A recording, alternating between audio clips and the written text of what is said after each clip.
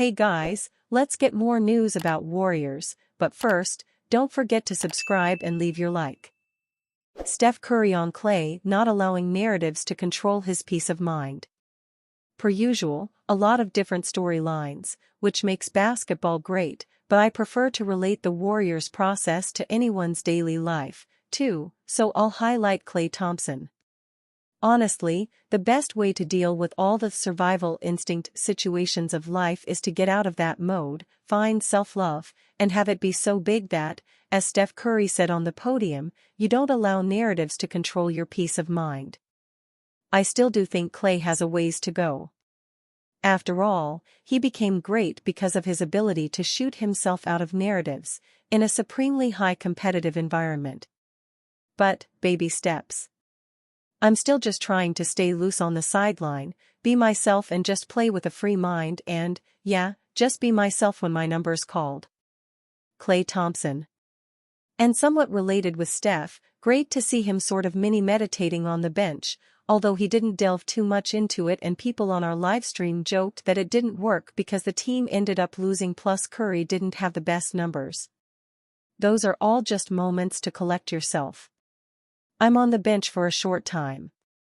So you want to get your recovery in and get your mind right on what needs to happen when you get back in there. It's a routine that I've been doing for a very long time. Steph Curry. But as I told our audience, scientifically speaking, meditation gets your brain out of beta wave patterns, which is what happens when you're stressed out. Whether or not the brief moments on the bench are enough versus helping Curry in some less overarching way, remains to be seen, and just like with Klay, and Steph said he's been doing this for a long time now, something along those lines of inner peace is better than nothing. The greatest challenge in sports, though, is that social media apps lurk in attack mode, which exposes you right back into a stressed-out reality. But there are pockets of places, some of them online like our live streams, where you can take your fandom and be safely protected from all of that, at least for the most part. We all, in the locker room or on a one-on-one, there's been plenty of conversations on not allowing narratives to control like his peace of mind or his ability to, impact winning with this particular group. And like I said, not stray too far from the Klay Thompson that we know and expect when he's out there on the floor. So it's one of those, any team dynamic, any locker room, you're going to have plenty of moments where you need to be picked up. And you see a guy down and you gotta go pick them up, and those happen all the time. Steph Curry. Anyways, the transcripts are below, and I also liked Warrior legend Clifford Ray's response at the podium as a special guest honoree, on Klay and team sacrifice. Denver head coach Michael Malone's strategy of Nikola Jokic trapping very high on Steph's pick and roll might be worth the scroll down to the transcripts, too. The Denver game was also ultimately lost in a small stretch of the fourth quarter. You can see it in the play-by-play and running score. I did this on the live with the audience, post-game, when Brandon Podziemski went out of his way on a fast break to find Thompson in the corner, bypassing a run at the rim by Tracy Jackson-Davis. The play ended up with Klay faking the three, in doing so missing Tracy at that point standing underneath the rim wide open, which Denver did because they'd been expertly coached to take away the Warriors' threes, driving baseline and hitting Andrew Wiggins for an open triple which he missed. Curry conversation now a product of previous Golden State Warriors disappointment. The Golden State Warriors' recent hot form hit a stumbling block on Sunday, outclassed by the reigning champion Denver Nuggets in a 119-103 defeat at Chase Center. Along with a 28-4 Nuggets run across either side of the first half, the Warriors' biggest issue was superstar Stephen Curry, who was again well contained by Denver guard Kentavious Caldwell-Pope. As another two-time MVP in Nikola Jokic was recording a huge 32-point, 16-rebound, 16-assist triple-double, Curry was limited to just 20 points on 6 of 19 shooting, including 1 of 10 from three-point range. The post-game discussion quickly turned to whether the 35-year-old is tired, with Curry's presence at All-Star Weekend giving him less recovery time than other players. Head coach Steve Kerr admitted his belief that the franchise star is a little fatigued, and was asked whether or not Curry could get a rest at some point over the next few games. "I'll talk to Rick about that. We'll just take it game by game and see how he's, Curry, doing. This is all part of the season, every player goes through it. Just feeling a little fatigued, a little heavy-legged. He'll get it back, and if we have to give him a game, rest, to help him do that, then we'll do that." Although Curry may have pushed back on the notion that he's tired, there's no denying that he's in a small shooting slump.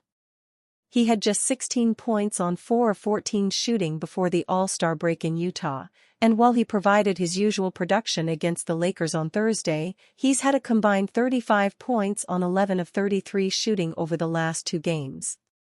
Things won't be getting any easier for Golden State, who are about to embark on a 4-game road trip, including a back-to-back in New York and then Toronto on Thursday and Friday. Curry has missed only 3 games and is on track to play the most games of any season since he played 79 in 2016-17.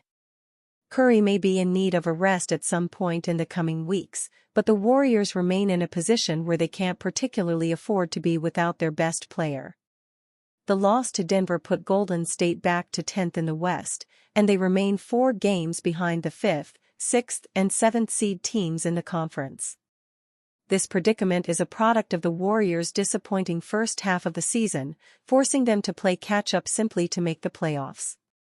They now have to try and find a balance between ensuring they make the postseason first and foremost, while shielding Curry to a point where he can still be at his best by the time that rolls around. Golden State Warriors reveal major Chris Paul injury update. Golden State Warriors guard Chris Paul is poised to return to the court this Tuesday against the Washington Wizards, potentially providing a boost amid the team's NBA playoff hopes. Paul has been sidelined since January 5 due to a fractured left hand, which required surgical intervention following an incident in a game against the Detroit Pistons. The injury occurred as Paul attempted to secure a rebound, resulting in his hand colliding with Jaden Ivey. This incident adds to Paul's history of hand injuries throughout his career. In his debut season with the Warriors, Paul has participated in 32 games, averaging 8.9 points, 7.2 assists, and shooting 42.4% from the field in 27.6 minutes per game. Warriors coach Steve Kerr plans to integrate Paul into the game by covering minutes when Stephen Curry is not on the floor and pairing him with Curry to alleviate some of the physical demands on the latter. Chris will play all of the non-Steph minutes, and he'll be out there with Steph as well, Kerr remarked after their recent game against the Nuggets. Paul's return is timely for Golden State, which has been adjusting its lineup, notably with Klay Thompson adopting a role off the bench. The team is eager to see how the dynamic between Paul and Thompson can bolster their bench's performance, though how the minutes will be distributed among the players remains to be seen. Thompson expressed enthusiasm about the duo's potential impact, stating, "You can't really ask for a better backcourt to come off the bench. It's very exciting." And you, fan, what do you think of the situation, Chris Paul? Leave your opinion in the comments.